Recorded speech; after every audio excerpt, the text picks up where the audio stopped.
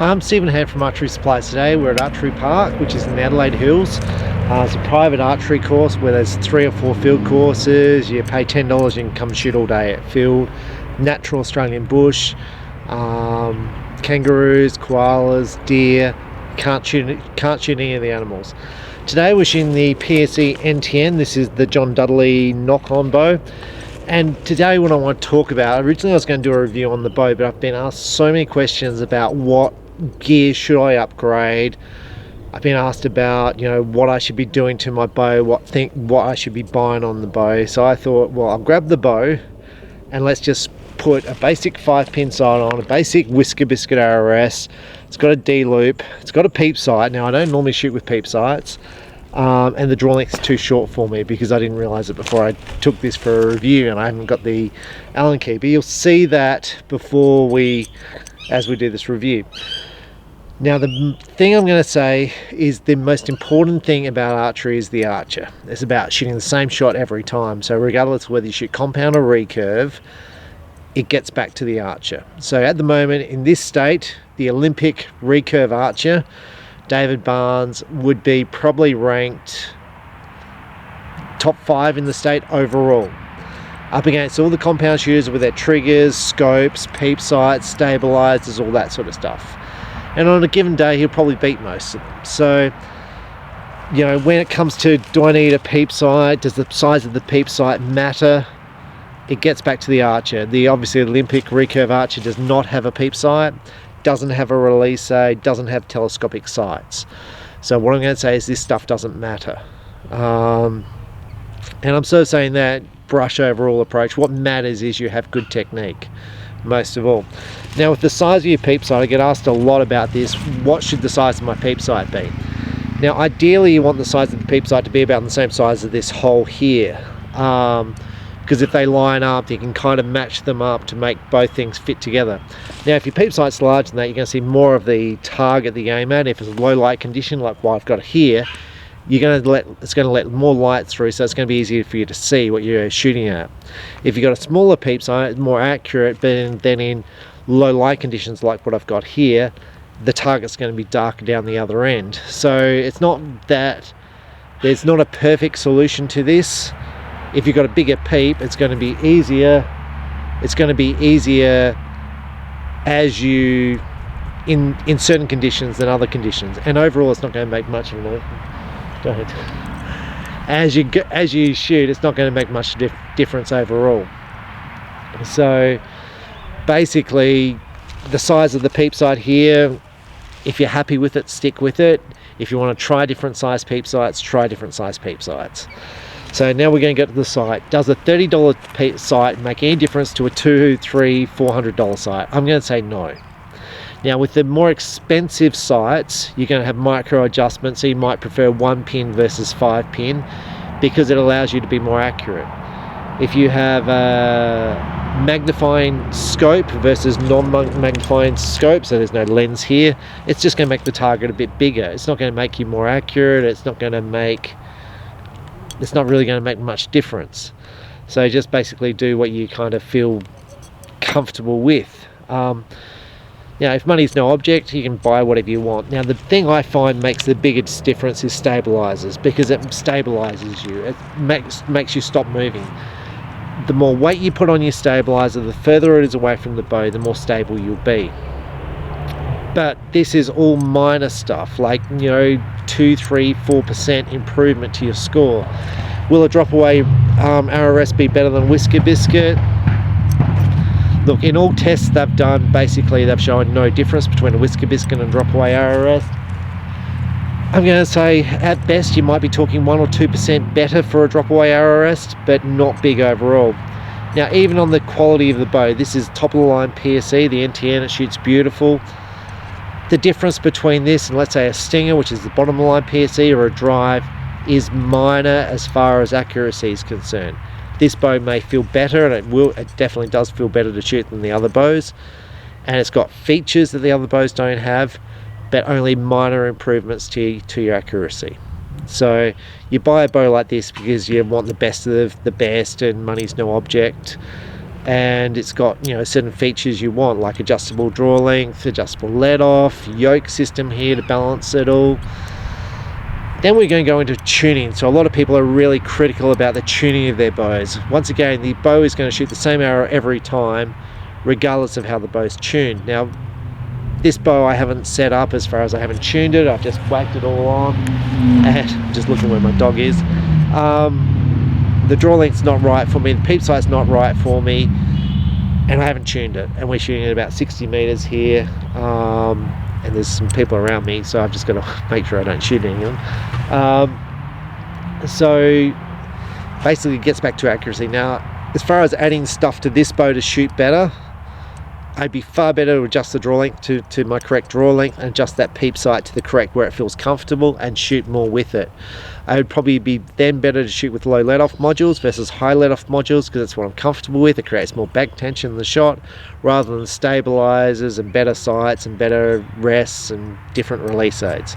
Even different release aids not going to make much difference. Like I said, the Olympic archer shoots fingers and shoots a similar score or better to 300 odd archers in this state. So, and I'm not, you know, a lot of people just want to buy equipment because it's cool and all that sort of stuff. If you want to buy equipment, that's absolutely great, just go and buy it. I'm not talking you out of it, even though I feel like I am. I'm just saying the most important thing you can do is practice and put lots of time into your shooting, and to be more consistent. I'm just watching my dog run off with another couple of people. So what we're going to do now is we're at 60 meters. We're going to shoot some shots with this NTN. The target's very hidden, it's very dark. We've got a camera up there which I'm hoping is going to work, and we're just going to sort of see how we shoot with it. Now, even arrows, the arrows I'm shooting here are Victory VAP arrows. These are a thin arrow. The difference between thin and thick is minor, very minor difference. In a high wind environment, the thin arrows are going to be slightly better than the thick arrows. There's no wind here, it's not going to make much difference. I've got heavier points on these than you'd normally shoot. For target, the heavier points are going to be more stable in the wind than light points, but light points are going to be faster in the wind. Faster, so if you're shooting 3D archery, you probably want less point weight. So more point weight, less point weight. Yeah, so lighter point weight, increased velocity, heavier point weight, less velocity, but more stable in the wind. So let's shoot these shots and sort of see how they go.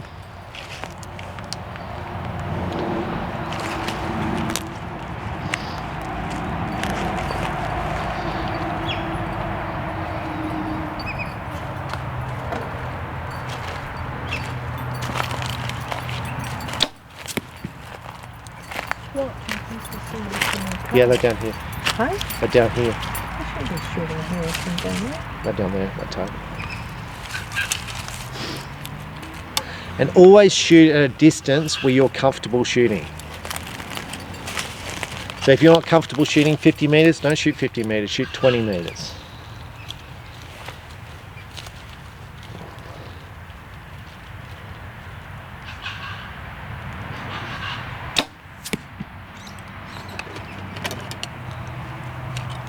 Now, what's nice about this NTN bow, the bow itself is on the heavier side, more stable, very, very quiet to shoot, very smooth draw. So this is a 60-pound bow, extremely smooth to shoot, and smooth to draw, easy to hold with the 90% let off.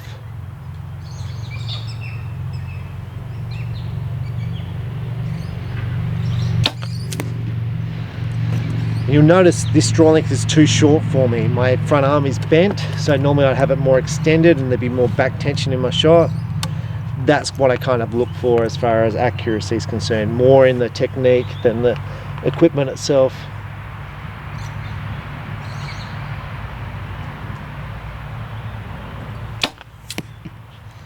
Let's just shoot one more shot.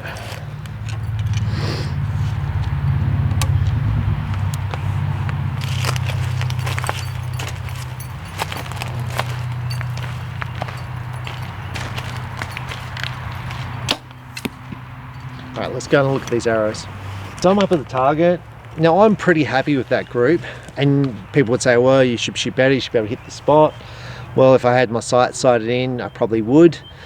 But for me, I'm happy with that level of accuracy with a bow. I've just slapped a sight on, I've just put a D-loop on, a basic Peep sight. Now, things I'd improve about this bow. Now, D-loops are generally normal sized gaps between here. Now I'm shooting pin nocks. And you'll see here, they slide up and down. So if this was my bow, I would put a bit of serve in between that D-loop to stop that sliding up and down, because it's going to create a bit of up or down movement. Now my height on those arrows is actually pretty good. There's not much variation in height. So given when I shoot this, these arrows are probably sitting in the same spot. Now left and right, it's actually not too bad for a 50-60 meter shot. They're slightly low, which is just a matter of moving my sights lower. And like I said, I haven't sighted this bow in. This is just me grabbing a bow, going and shooting and doing a review, talking about setup. Now if I want to shoot better, so if I want more accuracy, so let's say I'm shooting 3D archery and I'm shooting 3D competition archery, I would want lighter arrows. So that means I'd probably look for a Victory 3D HV extreme velocity arrow with like an 80 grain point. So I'd be looking for more speed so I can judge my shots better. That doesn't mean I'm more accurate, it means I judge my shots better. Gives me more room for inaccuracies in guessing distances. It's not going to improve my groupings down the other end here, so how tight the arrows group. So to improve my groupings, what I'd look at for me in this bow is I'd increase my draw length. That's going to improve my back tension here and stop me getting left and right movements, which I'm getting a lot of left and right here. Now even this group, I'm pretty happy with left and right for just setting up this bow and giving it 27-inch draw length, and I'm 29. So I'm pretty happy with that group. I don't beat myself up about my shooting. I mean, I get so many customers who come in my shop going, what size Peep should I have? What should this be? And I'm like, just go shoot. And it doesn't seem like much customer service, but it's like the most important thing is your shooting, once again. Now the next thing I'd want to add is stabilizers. So I'd want to add, if I was like shooting 3D archery or simulated hunting, probably add a short stabilizer and a back stabilizer to balance up the bow. It would get rid of some of my torquing, it would make me more stable in the shot, it would absorb a bit of noise and just make the whole bow slightly better balanced. Now this bow is very well balanced to start with, okay? It's very well balanced. Eventually I would probably put a drop away arrow rest on this bow, and when I say a drop away arrow rest, something really simple. So something that's repeatable. So basically as little moving parts as possible is my advice on a drop away arrow rest. Keep life simple. Now I'm not changing sights on this bow unless I'm going to a 1-pin movable sight until the very last, because the 5-pin hunting sight can shoot perfectly fine. There's no need for me to change.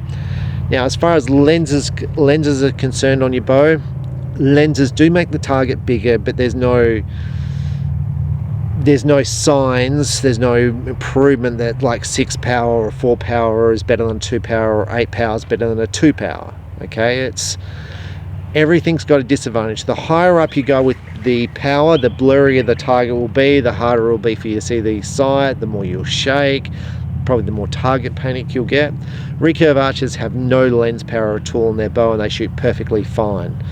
So if I was going to put a lens on this for this type of archery, it'd be probably a 2x, very, very minimal. And bear in mind, if you're shooting like 3D archery like this, that when sun hits you at all different angles, it can hit the lens and cause glare. So you might want to put sunshades on the sight to stop glare, because if you get glare and you can't see the shot, it's absolutely no point of having any lens if you can't see the target, because it's going to cost you more points not being able to see the target than to actually see the target. So I suppose my summary with this, and I'm going to sum it up at the end, is shoot more arrows, look for your shooting form and technique, play with your draw length first of all, Probably experiment with low let off and different let offs, see what you feel comfortable with. Shoot more arrows. It's going to give you more score than anything else you'll ever do. And then think about what type of archery you want to do. If you want to do target archery, basically you're looking for consistency and variation. If you're just a recreational archer, so you're shooting in your backyard and you're just looking for as much accuracy as you can get in your backyard, any normal carbon arrow with like 100 grain point is going to be perfectly fine for you.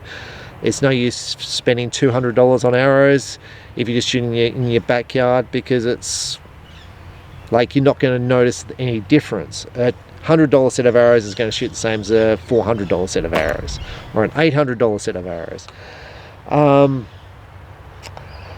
So as far as the NTN bow is concerned, I really like the NTN bow. It's the same frame as the NXT31 from PSE. The NXT31 is about $200 cheaper. The difference being this comes in like the green, the knock-on. It's got the fluoro green strings, this writing here, which looks kind of cool. Someone also said the shelf here is wider than the NXT31. It has two screw holes here. It has no sight adjustment here that you normally get on a normal PSE. And the cable guard is fixed in place where the NXT31 or 33 is movable. But all up, it's $200. Depends if you like this finish and the way the bow looks.